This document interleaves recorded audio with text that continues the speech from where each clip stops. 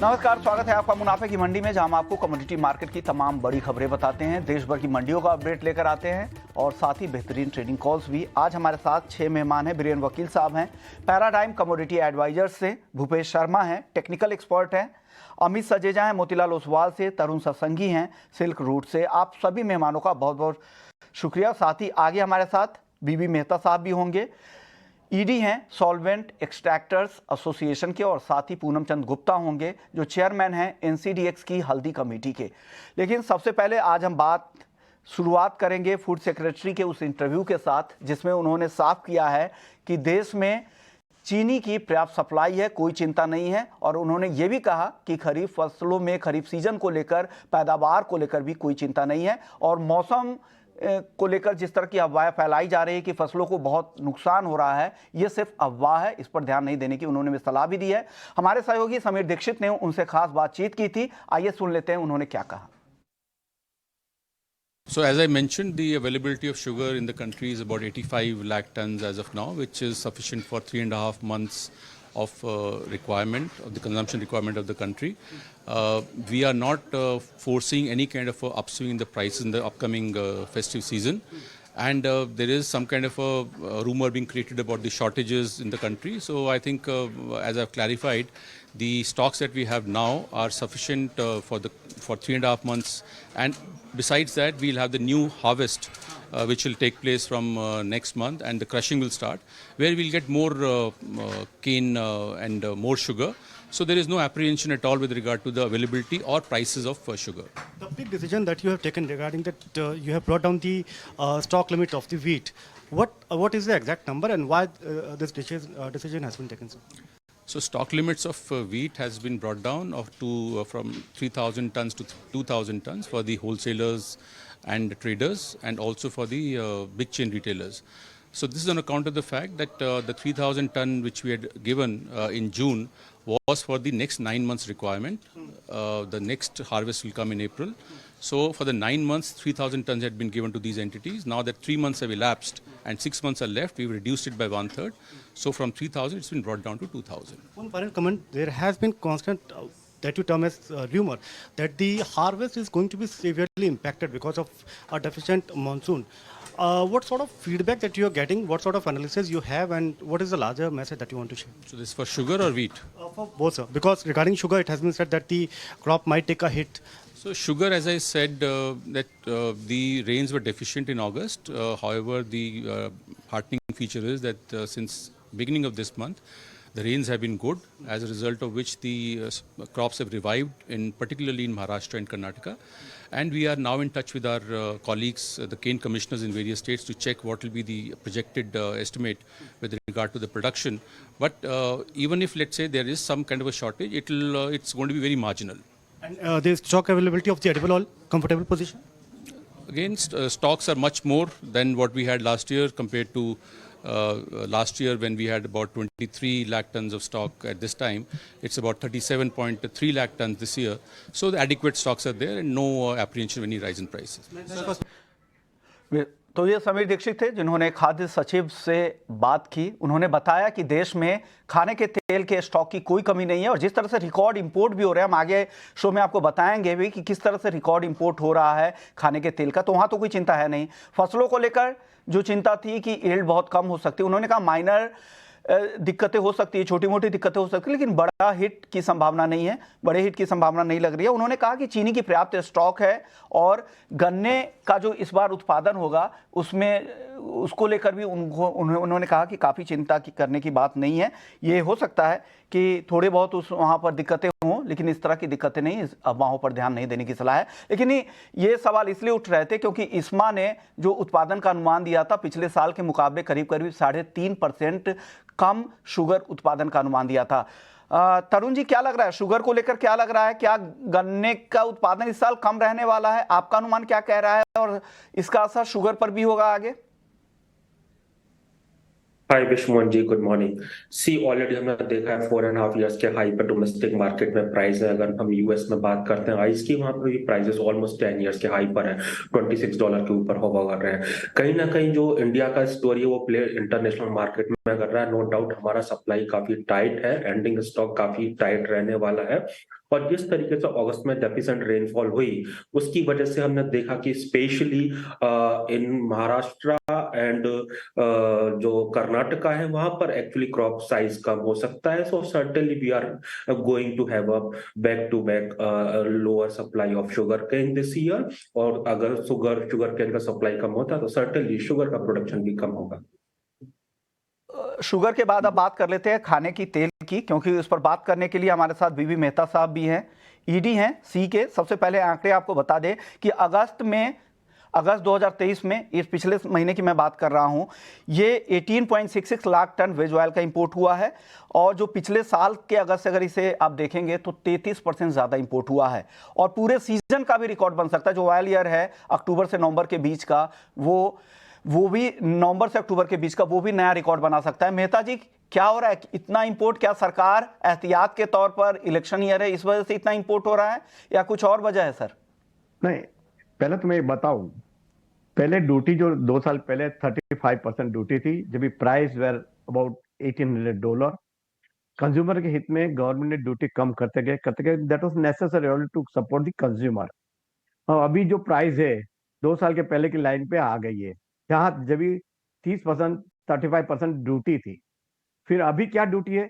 5.5% खाली, वेदर आप crude palm oil ले, क्रूड सोयाबीन ले, क्रूड सनफ्लावर ऑयल ले।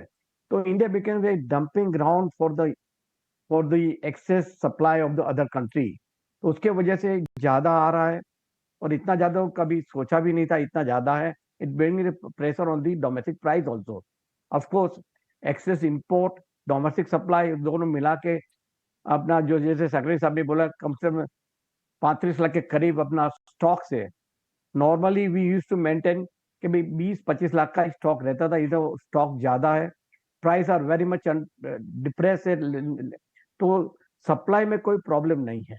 जो हमारा जो प्रॉब्लम दूसरा है, आज आप देखें जो नवंबर टू अगस्त में कम से कम 80 लाख टन पाम ऑयल आया, उसमें 25% RBD olein, 20 lakh ton RBD olein आया।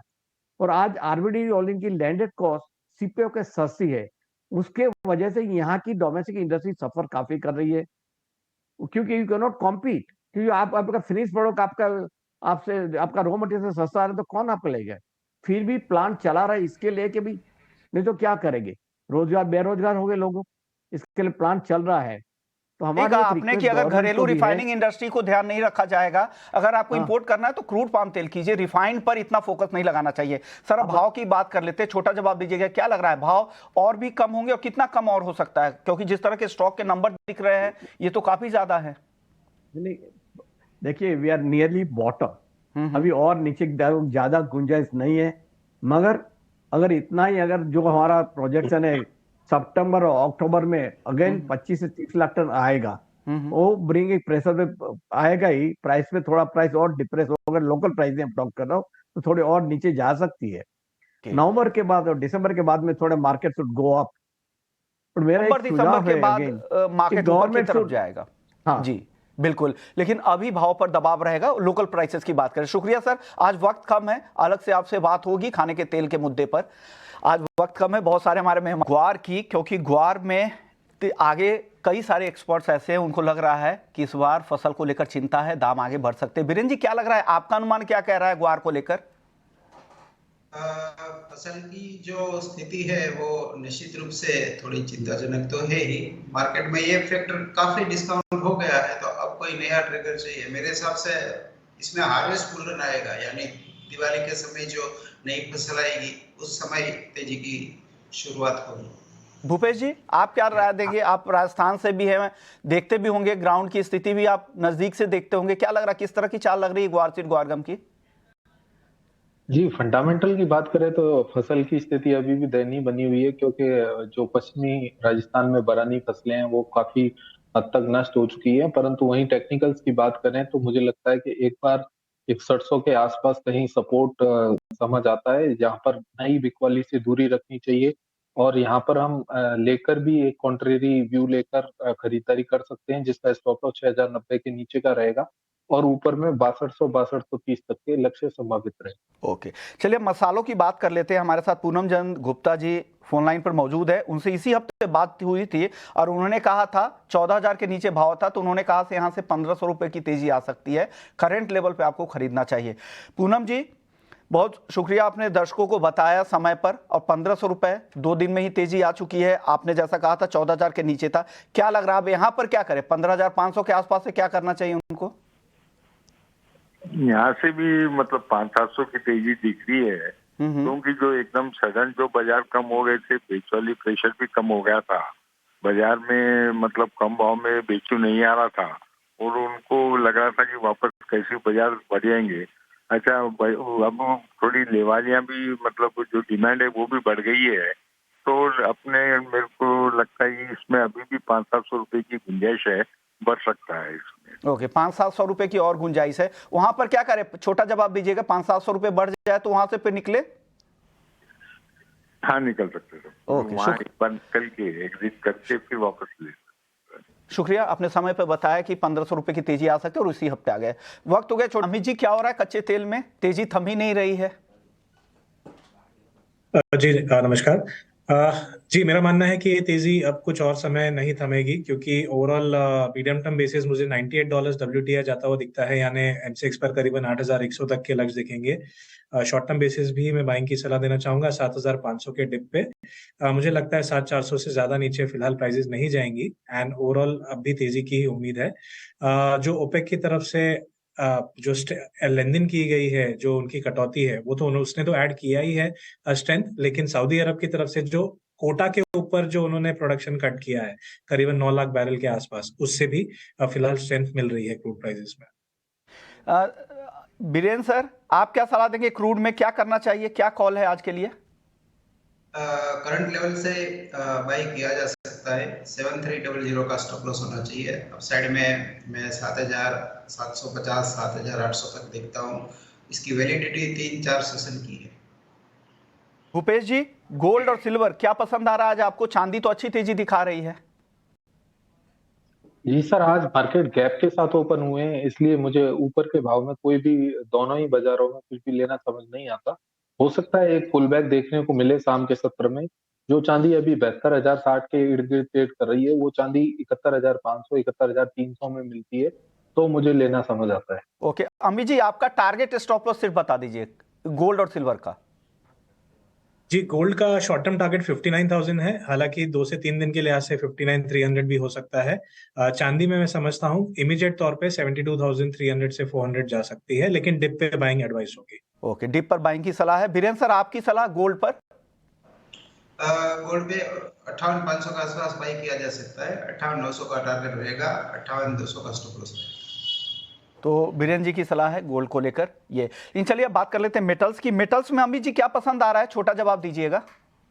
जी, जिंक बेस्ट काउंटर दिखाई दे रहा है फिलहाल। 226 के आसपास लिया जा सकता है, 224 के स्टॉप के साथ 229 का एक वेरी शॉर्ट टर्म टारगेट ले सकते हैं। ओके, कॉपर में क्या टारगेट आप देख रहे हैं भूपेश जी? जी, कॉपर करंट भाव पर खरीदना चाहिए। 736 का स्टॉप लॉस रहेगा, 744 और 448 के लक्ष्य संभावित है। ओके, तो कॉपर खरीदने की सलाह 744 से 747 के टारगेट के लिए। बीरेन सर, आपकी सलाह क्या है? मेटल्स में क्या पसंद है? जिंक में बाइंग प्रेफर करूंगा, इसमें काफी अच्छा सा मोमेंटम है। ओके, जिंक खरीदारी की सलाह, कॉपर खरीदारी की सलाह यहां पर आ रही है। और अमित जी की जो कॉल थी वो भी जिंक की ही कॉल थी। अब एग्री मार्केट में वापस से मसालों पर एक राय तरुण जी की ले लेते। तरुण जी, जीरा, धनिया और हल्दी तीनों पर अपनी राय दीजिए प्लीज। आई थिंक वॉलेटिलिटी काफी हाई है, क्योंकि ऑलरेडी काफी रनअप कर चुका है। स्पेशली हम जीरा की बात करें या टर्मरिक की, बट जिस तरीके से टर्मरिक का इस बार प्रोडक्शन कम हो सकता है, and we should not be forgetting कि वर्ल्ड का 80% प्रोडक्शन इंडिया करता है और 60% एक्सपोर्ट करता है। और अगर इंडिया प्रोडक्शन कम होता है तो जो 8-10 साल से हम एक स्लगिश मूवमेंट देख रहे थे वो खत्म इसमें होते हुए देखेंगे और टर्मरिक के अंदर फर्दर तेजी आ सकता है। जीरा का सप्लाई देखिए नेक्स्ट ईयर ही आएगा, तो लीन सीजन में है और सप्लाई ऑलरेडी हमने देखा कि back to back second consecutive year के लिए कम रहा। तो एग्जैक्टली प्राइसेस में जो तेजी का माहौल है that will continue and further highs can be seen. Okay, शुक्रिया तरुण जी आपका, बीरेन सर आपका, भूपेश जी आपका, अमित जी आपका। आप लोगों ने वक्त निकाला। मुनाफे की मंडी में इतना ही, लेकिन इक्विटी मार्केट में